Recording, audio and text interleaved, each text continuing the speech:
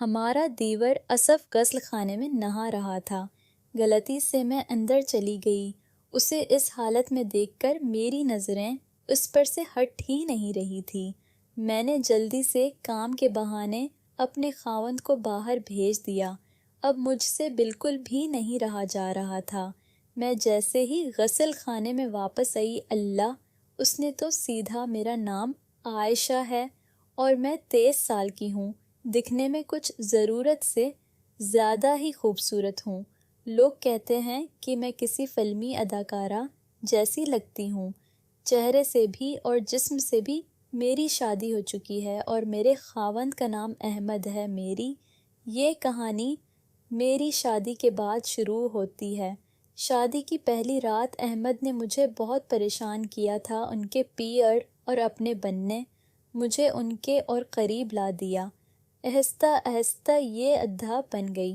اب تو ایسا ہو گیا تھا کہ میرے خاوند مجھے روز روز پیار کرتے تھے اور اسے میری خواہش اور بڑھتی جا رہی تھی۔ ہمارے گھر میں احمد کے علاوہ ان کی امی، ابو اور ان کا چھوٹا بھائی اسف رہتا ہے۔ اسف یہ تقریباً 25 سال کا تھا اور گھر کے کاموں میں ہاتھ بٹاتا تھا۔ احمد ایک پرائیویٹ کمپنی میں اچھے عہدے پر کام کرتے ہیں۔ کہانی وہاں سے شروع ہوتی ہے جب میرے خاوند کو کمپنی کی طرف سے لندن جانا پڑا۔ یہ وقت پورے 8 مہینے کا تھا۔ ان کے جانے کی خبر سن کر میں بہت اداس ہو گئی۔ جس رات وہ جانے والے تھے میں نے ان سے اپنی پریشانی ظاہر کی۔ احمد، تم 8 مہینے کے لیے جا رہے ہو، اب تمہارے بغیر مجھے نیند کیسے آئے گی؟ احمد نے مجھے خود سے کس کر بھر لیا اور بولا، میری عائشہ، میرا جانا ضروری ہے۔ میں خود بھی اداس ہوں۔ میں تمہیں چھوڑ کر نہیں جانا چاہتا، مگر کیا کروں؟ نوکری ہے، کام تو کرنا ہی ہے۔ احمد کی بات سن کر میں خاموش ہو گئی۔ اس رات احمد نے مجھے صبح 8 بجے تک نہیں چھوڑا، بہت پریشان کر دیا تھا۔ احمد کے جانے کے بعد میں اداس رہنے لگی اور ایک بے چینی سی مجھے اپنے بدن میں محسوس ہوتی تھی۔ میں راتوں کو تڑپتی رہتی تھی۔ یہ احمد کے چلے جانے کے بعد کی تیسری رات تھی۔ مجھے احمد کی بہت یاد رہی تھی۔ میرے جسم کی بے چینی بڑھتی جا رہی تھی اور پھر میں بے چین ہو کر کمرے سے باہر آ گئی۔ ہمارا گھر ڈبل منزلہ تھا۔ میرا کمرہ اوپر جبکہ ساس اور سسر کا کمرہ نیچے تھا۔ میں نیچے آ گئی۔ پھر جب میں اپنی ساس اور سسر کے کمرے کے پاس سے گزر رہی تھی تو مجھے اندر سے ہلکی ہلکی آوازیں آ رہی تھیں۔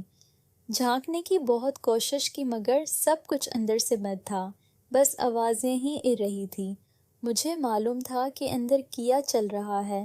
مجھے بہت دیکھنے کا دل کر رہا تھا، نہ جانے کیوں، اور میں اسٹور روم سے ایک ستون لا کر اوپر والی چھوٹی کھڑکی سے دیکھنے کے بارے میں سوچ رہی تھی۔ ارشاد اس سے کام نہ بننے والا تھا۔ میں وہیں سے کم 10 منٹ تک ان کی آوازیں سنتی رہی۔ میری بے چینی بڑھ رہی تھی، میرا گلا سوکھ رہا تھا اور میں باورچی خانے میں پانی پینے کے لیے جانے لگی۔ باورچی خانے میں اٹھتے ہی میری نظر میرے دیور اسف پر پڑی۔ وہ باورچی خانے میں ہی سو جاتا تھا۔ مضبوط جسم اور گٹھیلا بدن دیکھ کر نہ جانے کیوں میں اسے سوتے ہوئے گھورنے لگی دے رہی تھی۔ میں کچھ دیر اسے گھورتی رہی اور پھر واپس اپنے کمرے میں آ گئی۔ میرا ذرا بھی دل نہیں لگ رہا تھا۔ یہ میرے خاوند کے بغیر پہلی رات تھی اور میں سوچ رہی تھی کہ نہ جانے باقی کے دن کیسے کٹے گئے۔ ایسے سوچتے سوچتے کب نیند لگ گئی پتہ ہی نہیں چلا۔ صبح ہو چکی تھی۔ اب میں باورچی خانے میں اپنے کام میں لگی تھی۔ تبھی اسف آیا اور بولا، بھابھی آج کھانے میں کیا بنانا ہے؟ میں نے جواب دیا، ساسو اماں سے پوچھ لو، اور وہ ان سے پوچھنے کے لیے چلا گیا۔ اسف ہٹا کٹا لڑکا تھا، دکھنے میں سانولا تھا، لیکن اس کی قد و قامت بہت مضبوط تھی۔ اگلے دن میں صبح اٹھی اور ایسے ہی باہر ٹہل رہی تھی کہ تبھی اسف دکھائی دیا۔ جو نہانے کے لیے جا رہا تھا۔ ہمارے گھر کے باہر ہی ایک غسل خانہ تھا اور وہ اسی میں نہاتا تھا۔ جیسے ہی وہ غسل خانے میں گیا، اس نے دروازہ ہلکا سا بند کیا اور نہانے لگا۔ دروازے میں کنڈی نہیں تھی۔ میں وہی اس پاس ٹہلتی رہی اور اصف کے باہر آنے کا انتظار کرنے لگی کہ تھوڑی دیر بعد وہ نہا کر باہر آ گیا اور اس نے مجھے دیکھ لیا۔ اس نے کہا، بھابھی اب تو آج بڑی جلدی اٹھ گئی ہوں۔ میں نے جواب دیا، ہاتھ تھوڑا ٹہل رہی تھی۔ وہ صرف اپنی لنگوٹ میں تھا اور اوپر کچھ بھی نہیں پہنا تھا۔ وہ صبح کی دھوپ میں کھڑا ہو کر اپنے بال سکھانے لگا۔ میری نظر اس پر سے ہی تھی، نہیں رہی تھی۔ اسے دیکھ کر مجھے احمد کی بہت یاد آ رہی تھی۔ پہلی بار میرے دل میں اپنے ہی دیور کے بارے میں ایسے خیال آ رہے تھے۔ میرے اندر کی آگ کی وجہ سے میں اپنے آپ پر قابو کھوتی جا رہی تھی۔ اصف اپنے کام میں لگ گیا تھا اور میں اب تک نہائی بھی نہیں تھی۔ میں جلدی سے نہانے چلی گئی اور کپڑے پہننے لگی، لیکن آج میں نے تائت کپڑے پہنے تھے جو میرے جسم سے ایک دم چپکے ہوئے تھے۔ یہ ایک سلوا سوٹ تھا۔ اب مجھے دیکھنا تھا کہ اصف مجھے نوٹس کرتا ہے اور نہیں۔ جیسے ہی میں اس کے سامنے گئی اور اس کی نظر مجھ پر پڑی، اس نے تھوڑی دیر مجھے دیکھا، پھر جیسے ہی میری نظر اس پر گئی، اس نے فوراً اپنی نظر ہٹا لی۔ میں سمجھ گئی تھی کہ اصف اسے دیکھ رہی ہوں۔ میں نے سوچ لیا تھا کہ اصف کو کیسے سیدھا کرنا ہے۔ شاید وہ ڈر رہا تھا۔ میرے دماغ میں ایک آئیڈیا آیا کہ کیوں نہ میں اس کے غسل خانے کا پانی بند کر دوں۔ رات ہوتے ہی میں چھپ کر گئی اور اس کے غسل خانے کے نل کو گھما کر بند کر دیا۔ ساتھ ہی غسل خانے والے پائپ میں ہلکا سا کٹ لگا دیا تاکہ اگر کسی نے پوچھا کہ غسل خانے کا نل اوپر سے پانی باہر آ رہا تھا، اس لیے میں نے اس سے بند کر دیا۔ اب میں صبح ہونے کا انتظار کرتے کرتے سو گئی۔ آج میں جلدی اٹھ گئی تھی اور باہر آ کر اصف کے آنے سے پہلے ہی ٹہلنے لگی۔ تھوڑی دیر میں اصف نہانے کے لیے غسل خانے کی طرف جا رہا تھا۔ میں نے اسے جانے دیا۔ جیسے ہی اس نے بالٹی بھرنے کے لیے نل چلایا، اس میں پانی نہیں تھا۔ پھر وہ باہر آ گیا اور مجھ سے پوچھنے لگا، بھابھی ٹنکی میں تو میں نے رات میں ہی پانی چلایا تھا، پھر اتنی جلدی کیسے خالی ہو گئی؟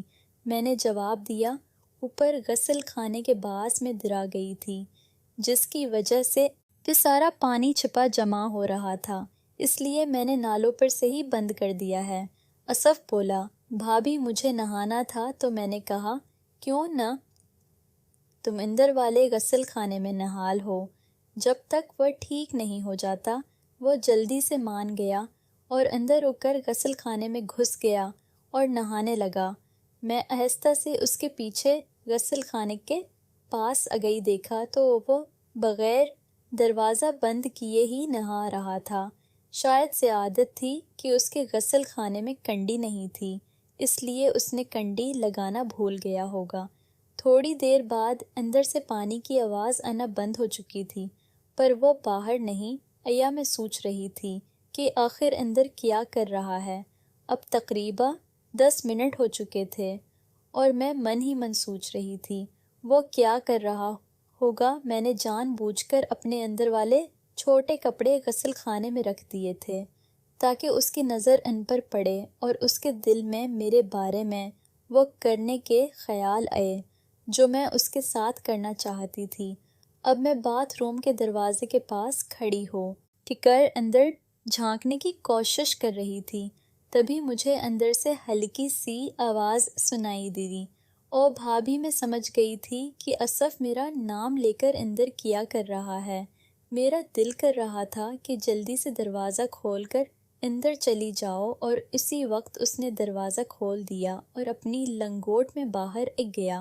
جیسے ہی اس نے مجھے دیکھا، وہ گھبرا کر بولا، وہ بھابھی اب کب آئے؟ میں اسے چھیڑتے ہوئے بولی، تم نے مجھے آواز دی؟ بھابھی بھابھی وہ گڑبڑتی ہوئی بولا، نہیں، میں نے کوئی آواز نہیں دیا آپ کو، اور وہاں سے چلا گیا۔ جیسے ہی وہ باہر گیا میں غسل خانے میں گئی اور اپنے کپڑوں کو دیکھنے لگی۔ جیسے ہی میں نے اپنے کپڑوں کو چیک کیا تو ان کا حال کچھ ایسا تھا۔ میں من ہی من بہت خوش ہو گئی۔ اب مجھے کسی بات کا ڈر نہیں تھا۔ اتنے میں میرے خاوند احمد کا فون گیا۔